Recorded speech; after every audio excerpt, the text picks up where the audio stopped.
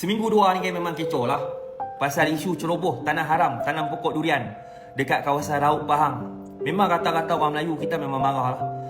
Bahkan aku sendiri lah secara peribadinya aku mengecam tindakan penceroboh tu dan juga mana-mana YB ataupun parti yang cuba nak backup penceroboh tu.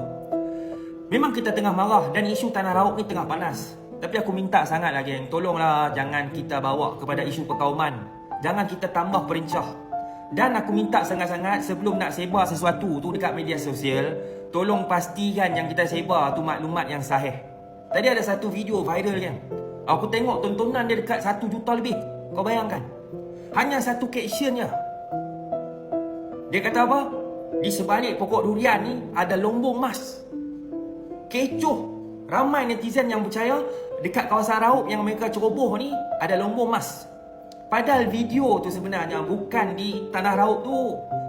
Video tu sebenarnya tu lombong biji besi dekat Sungai Petani Kedah. Tu aku cakap kan, ni satu saja caption fitnah tersebar luas. Kau bayangkan besar kan dosa fitnah ni, jangan main-main. Kita memanglah seronok dapat view, seronok dapat tengok komen banyak, seronok tengok share banyak, seronok tengok view tinggi.